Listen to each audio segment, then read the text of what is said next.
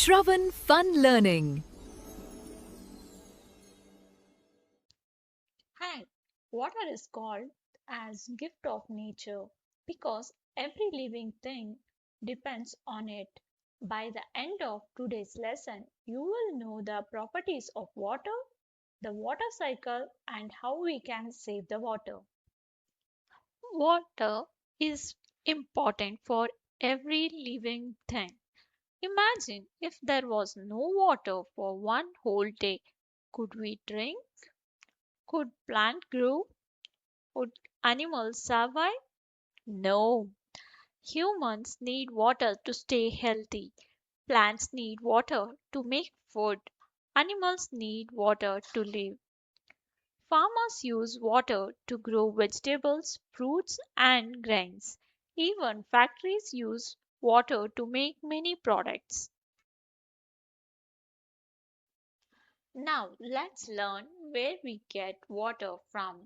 Rain is the biggest source of fresh water. When it rains, rivers, lakes, ponds, and well get filled. Water also comes from underground through wells and springs. Large glaciers in the mountains slowly melt and supply water to rivers. Water has many special properties. It has no color, it has no smell, it has no taste. It is transparent, which means we can see through clean water. Water has no fixed shape. It takes the shape of container we pour it into. Water also flows from higher place to a lower place, which is why river flow downhill. Look at these containers. If I pour water into a glass, it becomes glass shaped. If I pour it into a bottle, it becomes bottle shaped. Does the water itself have its own shape? No, right? This is the one of the most interesting property of water. Water can exist in three different forms. When water freezes, it becomes ice. When ice melts, it becomes liquid water. When water is heated, it becomes steam or water vapor. These changes happens every day in our nature.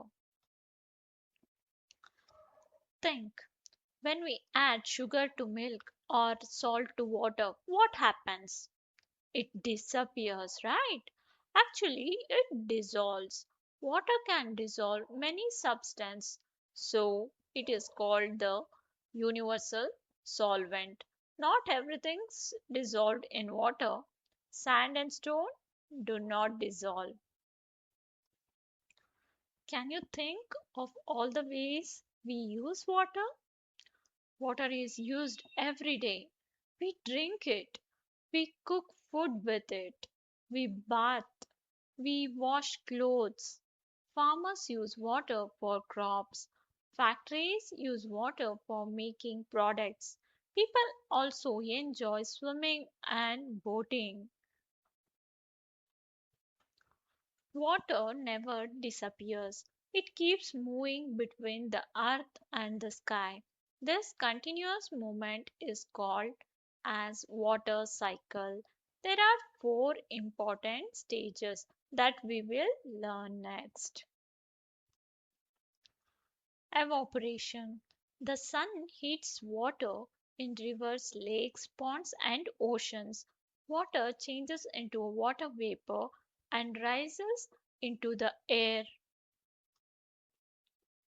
Condensation. The water vapor rises higher into the sky.